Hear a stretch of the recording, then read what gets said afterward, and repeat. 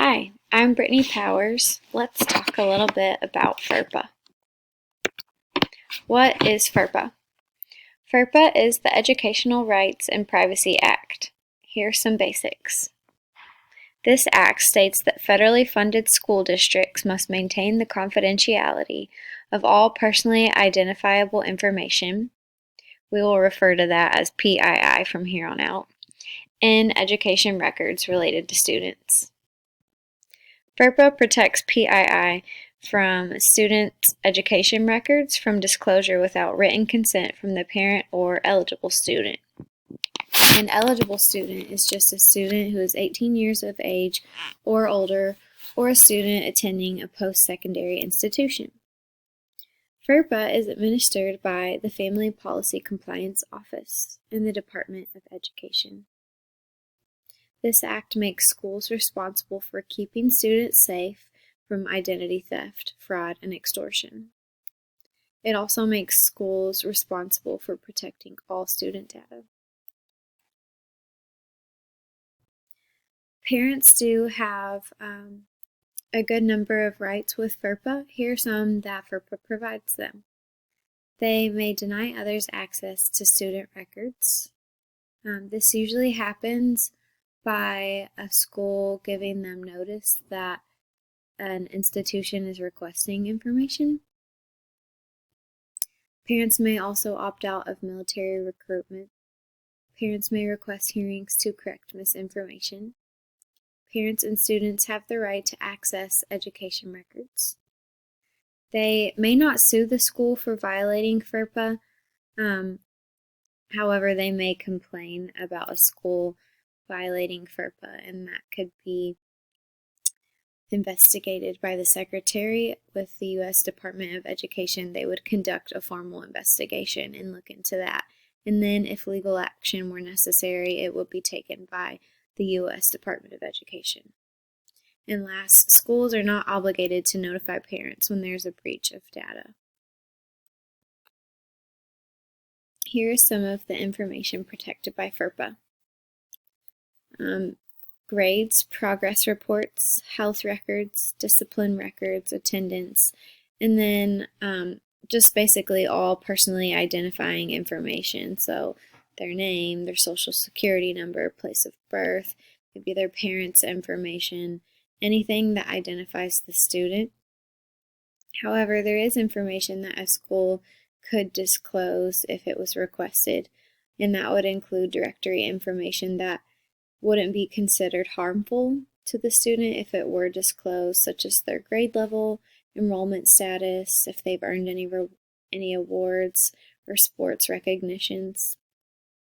Also, if something was printed in the newspaper, that could be obtained very easily without the school disclosing that information. However, parents can still deny that because schools are supposed to give parents notice that this information is being requested in a timely fashion that would give them enough time to refuse that disclosing of information. Schools may not disclose emails, any student files, personnel information, personally identifiable information. You'll hear that word a lot. Their social security card or social security number, and then, of course, any scores. Institutions may choose to not disclose transcripts if a student has not yet paid tuition.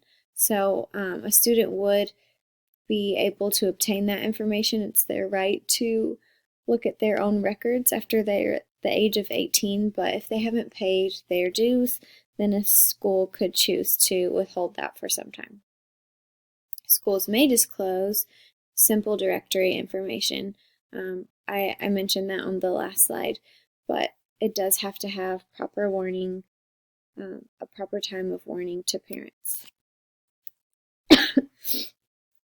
The FERPA rule of thumb is that schools may not share student data without parent consent. However, there are exceptions where they would not have to obtain that parental consent. Here are some exceptions. If there is an emergency, such as a school shooting or a disease outbreak,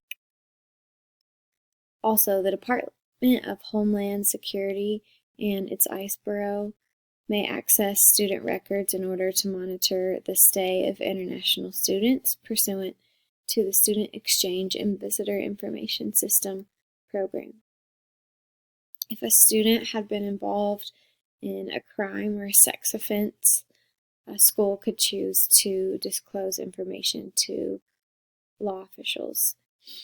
And if there's ever a judicial order or subpoena, schools would have to disclose information in that instance as well. They may also choose to share information among school officials, especially if there's a genuine or a legitimate educational interest. So, for example, if a coach or a teacher was requesting information to another coach or teacher, if there's a tutor that works with the school, they can share information between one another if it's to benefit the student and as long as they are all professionals of the school. There are some threats and challenges that FERPA faces. The first is ransomware attacks. This is becoming more and more common as technology is becoming used more often, especially with sensitive information. Most information such as this is stored via technology. Another threat is changes in laws is starting to cause confusion and failure to adapt to the constant information sharing that happens with technology through free apps, social media, and online services. FERPA has been updated a few times in the last decade, and some believe that these updates have made it weaker and less clear and less adapted to the changes in technology. Schools can respond to weakened FERPA updates, or schools have responded to these weakened FERPA updates by sharing student information, sometimes in exchange for free services, which is really shocking to hear, but it has happened. Education technology vendors sometimes collect and share student information, and parents who request records of students over age 18 can sometimes be a threat if those receiving the request aren't diligent to look into that information and to verify the age of the student and whether or not the student is a dependent on tax forms. Another threat is when students over the age of 18 are denied access to their records, again, because of negligence on those who are receiving the request, not looking into the information properly. And then another threat is social media oversharing, people accidentally letting information slip that maybe should have been protected.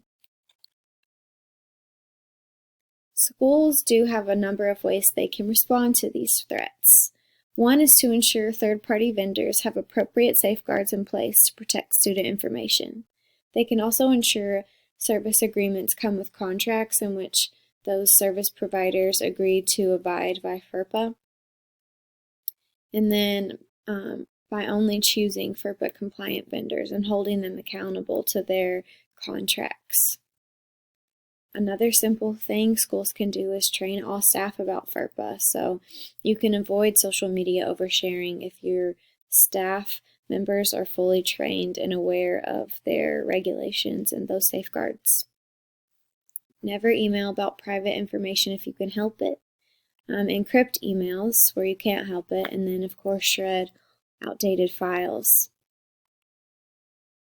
Some laws that are related to FERPA are the Fourth Amendment, Electronic Communications Privacy Act, and then open records laws.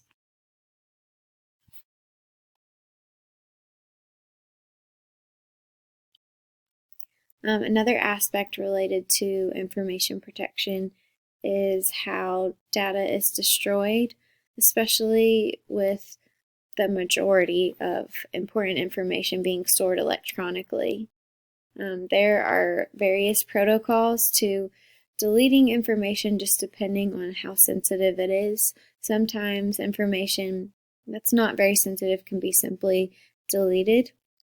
There are cases, though, where information is more sensitive and it has to be completely destroyed with higher tech and just more advanced software.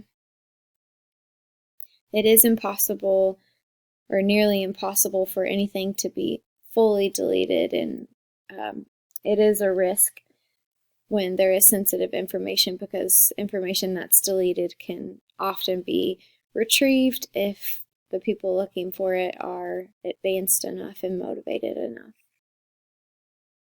The proper data life cycle starts with capturing information, organizing it well, utilizing it where necessary, managing it, and then finally, when appropriate, destroying it. There's some information, like transcripts, that just need to be stored indefinitely. To wrap up our presentation, let's apply this all to our district. Our district does have a policy explaining our agreement to implementing FERPA. The district did a nice job of covering all the requirements listed out in FERPA and explaining all the parental rights that are included in FERPA. If you're interested in looking at this more in depth or spending more time analyzing this, you can find it on the district website.